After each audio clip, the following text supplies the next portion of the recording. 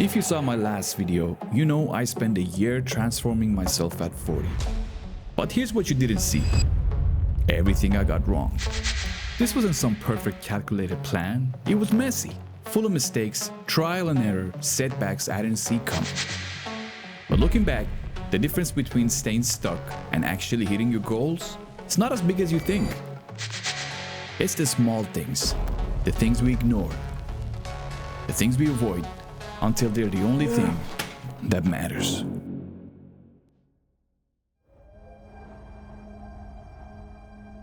When I started this journey, I told myself, I got this.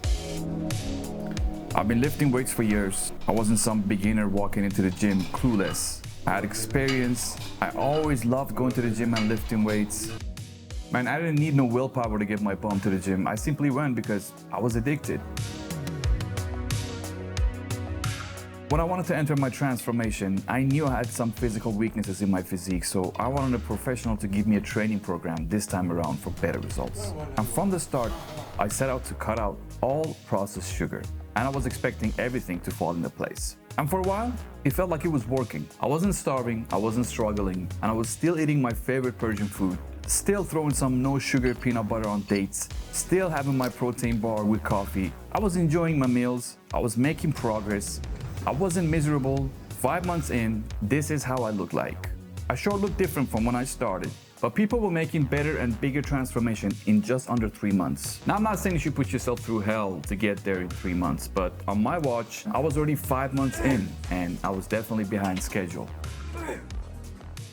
And then along the way, I hit some roadblocks, injuries, setbacks, and looking back, I can see the mistakes so clearly. The things I could have done differently. The things that could have gotten me there faster, safer, and with fewer setbacks. And in this video, I want to break it all down. The things that helped me back down and how you can avoid them from the start. Now, here's one more thing I want to address. In the first video, I was completely transparent about my testosterone replacement therapy. Some people appreciated the honesty and some people completely wrote it off, which I completely understand because there's a huge misconception about TRT. And at the end of this video, I'm going to dive a little deeper into that topic. So stay tuned.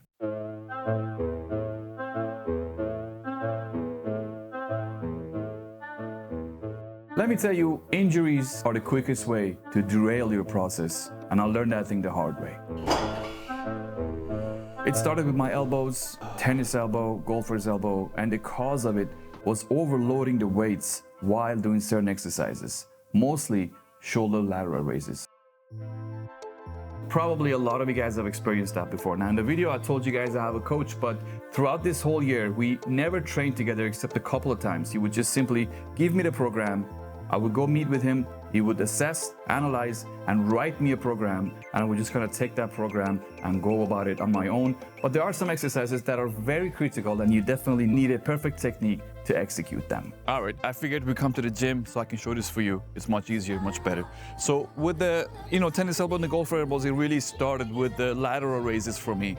And I wasn't really doing it right, I was putting unnecessary pressure on my elbows by bringing up the weights like this, and you feel it. You feel like 20% on the elbows. This is something that you definitely don't want. So the right way to do this, instead of doing this, right, is actually holding tight to the weights and bringing up the weights from your shoulders, right? And just practice the form perfect to avoid these unnecessary tennis elbow or golfer elbow injuries, all right? Now let's move on. I want to show you the knee injury part, okay? Let's go. So this was my favorite cardio machine, and I had a lot of fun, using this machine to lose a lot of body fat, and I just loved using it. But the problem was I was putting too much pressure on my tibialis here while working this thing. And this was the cause of my tibialis injuries, so I avoided this thing. And I want to show you, because a lot of you guys ask how I got rid of the knee injuries. Let's go. I want to show you 2 exercises. Okay, so this one was the first one, that you just come down, your body is 90 degrees to the ground, right? I do this exercise 45 times a week, and it just strengthens around the knees, and it definitely helped me with the whole situation. Let me show you the other one. So the other one was this squat when you're leaning against the wall.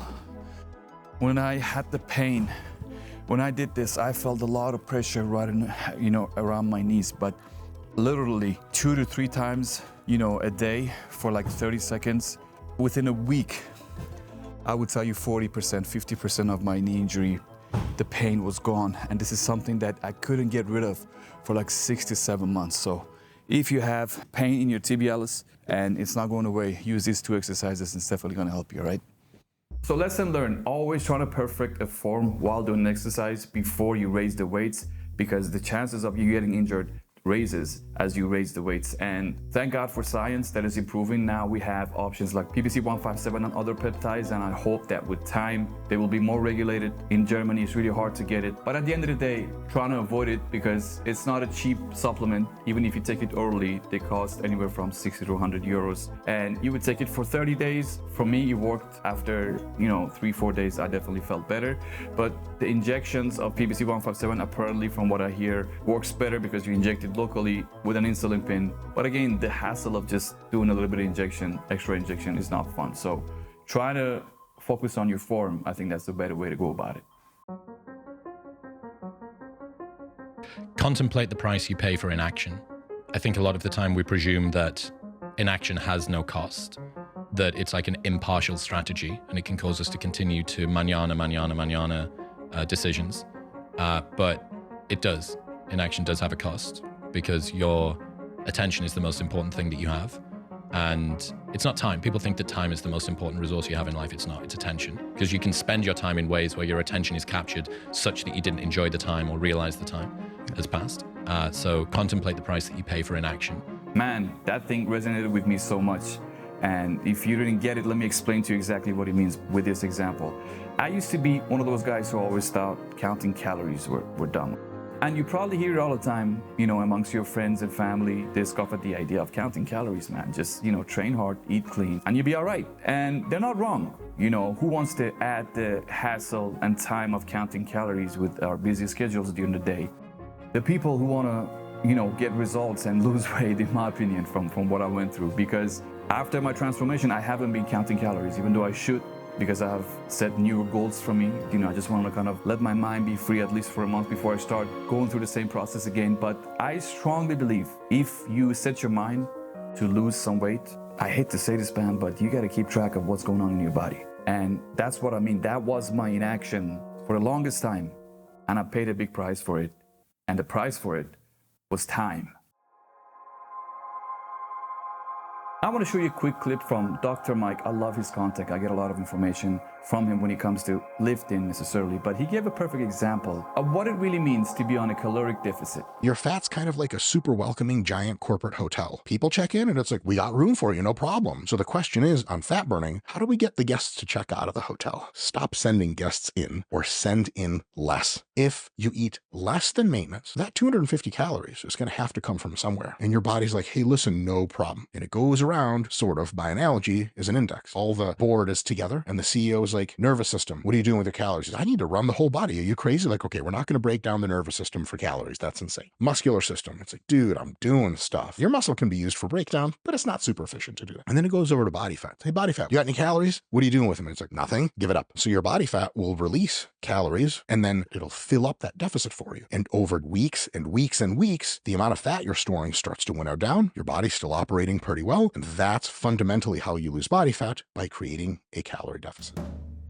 So I have been counting calories for a couple of months and my intake was around 2,300 to 2,500, but the deficit wasn't enough for me to get to my deadline.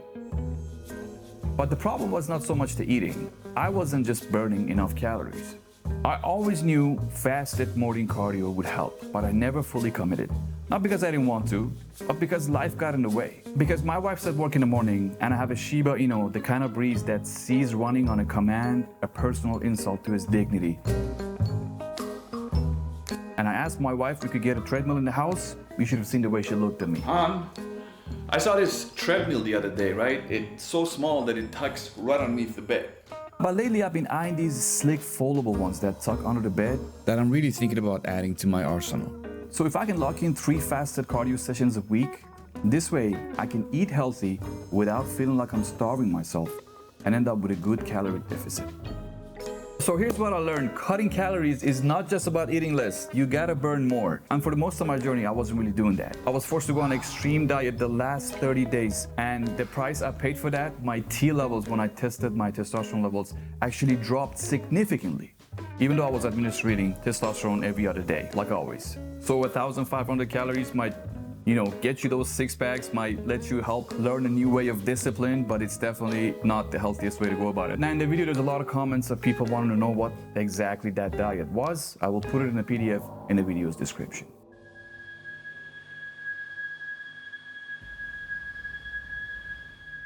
Now, I believe we only control so much in our lives. There's always that part, that half of it that we don't have control of. And if you think otherwise, I would love to debate you on it, perhaps one day in a park or something.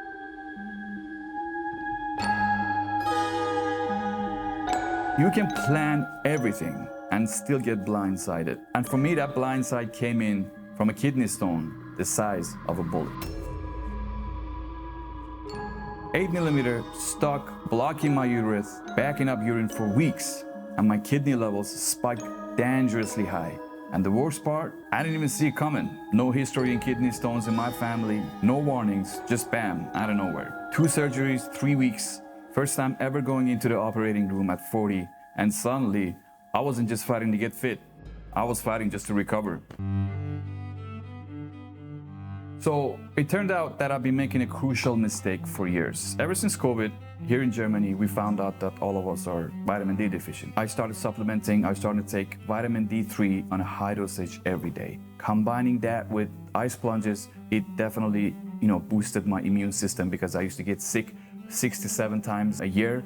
But after COVID, it pretty much came down to like 2 to 3 times. But what I didn't know, what I didn't research enough, was that when you take vitamin D3, you need to take it with K2+. Because if you don't, it can cause calcium buildup. And where does that excess calcium go? Straight to your kidneys. So the lesson, do your research, know what you're putting into your body. Supplements aren't just about what they add, but also what they might take away. But here's something else that I learned that I want to share with you. I learned this from my doctor, and this is a game changer, all right? It's water. Simple, but crucial. He told me that at least once a day, my urine should be transparent. And that's been my goal ever since. Why? Because the high protein that most of us consume, our kidneys take a heavy load of that. And too much animal protein increases the production of uric acid and calcium. And if you're not flushing it out, that's when the problem starts. So if there's one takeaway from this, be careful what type of vitamin D3 you put in your body and drink tons of water, my friend. Stay ahead of it, stay smart, and let's move on. You ever felt like you're putting in the work, you're showing up every day, but you're just not quite there yet? Like you're pushing, but something's holding you back. Like man, for years I always wanted a six-pack. I would train my abs, go on a diet, and I would never get one. And that's where I was, stuck at 90%. And the craziest part, I didn't even know it this time around. For most of this journey, I thought I was giving it my all. I thought I was disciplined, I thought I was making sacrifices, and I was improving. But the truth is, improving to reach 90%.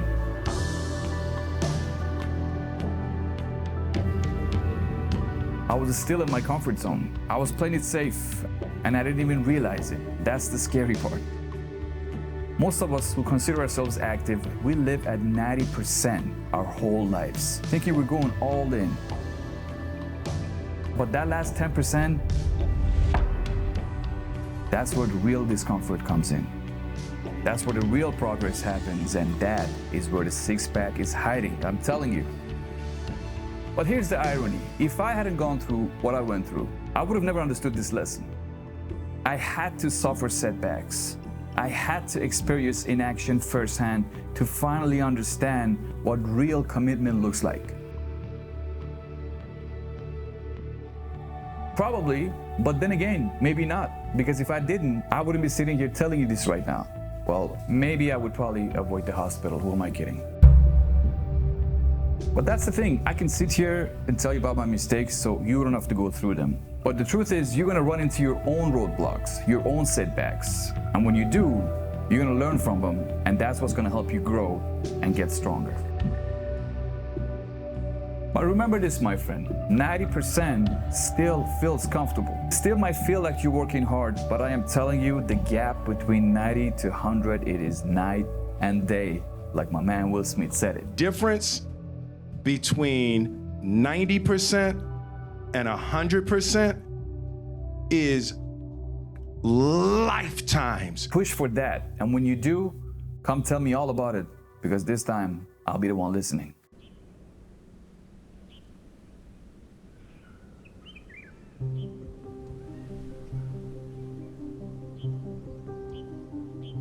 I've been going to the gym for years, lifting, pushing, grinding. But looking back, I realized something that made all the difference. And that one thing was the biggest reason I was finally able to transform my body this time. It was food, real food. I made a promise to myself. No processed food, just clean, natural ingredients. And I felt the difference. Energy levels were up, digestion was better, and my recovery was faster. But let's be real. Getting all your nutrition naturally every single day, it's not that easy. Especially when it comes to protein. 180 grams a day, you either drown yourself in egg whites, lean ground beef, and dry-ass chicken breast, or, well, there's the alternative. Which brings us to the sponsor of this video, System LS. I wouldn't be saying that if I actually didn't use their stuff. Listen, I spent the last year being super mindful about what I put in my body. No processed junk and no artificial fillers. So if I was ever going to partner with a brand, it had to align with that. And this checks all the boxes. System LS Whey Protein Concentrate. Clean ingredients, probiotics for gut health, and 5 grams of fiber per serving. Which if you eat high protein like me and don't enjoy eating greens, just what I needed. This is for you.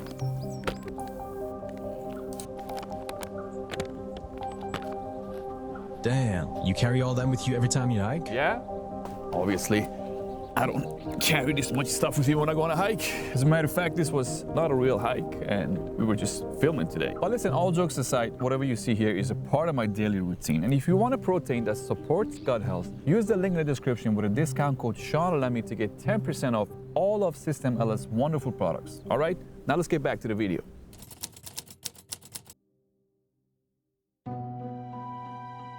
All right, let's talk about TRT, okay? Testosterone replacement therapy gets a bad rep these days, and I get it. You know, people hear the word testosterone and right away they think juicy.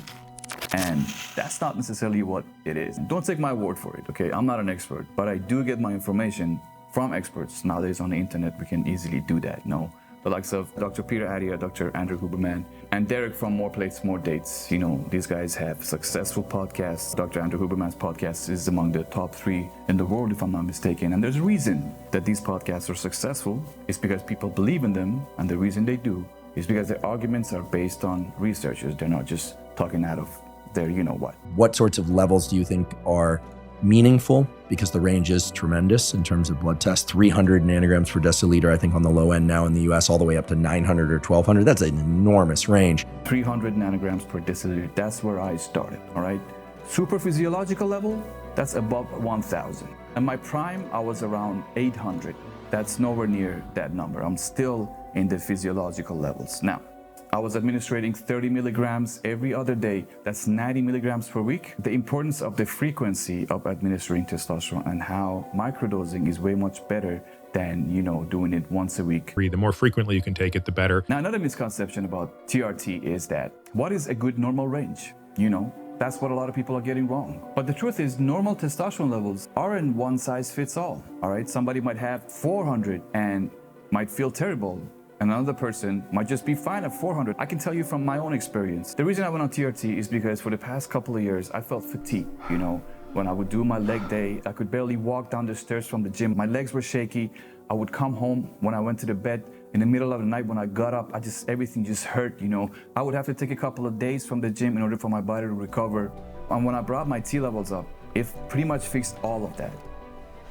In the first video, I talked about how I got stronger 5% lifting weights, and that's not a lot, you know. In some exercises, I'm doing the same amount of weights as before the TRT. So what I'm saying is that, now this is my personal experience, I'm doing it under the doctor's supervision. I'm getting my blood tested every 3 months. This is a therapy, and for optimal performance, I'm feeling a lot better and I'm happy with my decision. Now, I'm not encouraging people to get on TRT, but what I'm saying is that if you're over 40 and if you feel a little bit fatigued working out, it doesn't hurt to get your testosterone levels tested, all right? A lot of people don't know that low levels of testosterone are also not very healthy. Low levels of testosterone actually decrease your longevity, super decrease the quality of life for you, and they change your behavior and actually increase substantially the risk of withdrawal, low sexual desire, and honestly, depression. But if you're still skeptical, stay tuned, my friend, because I'm making a dedicated video on this topic, dropping on this channel very soon.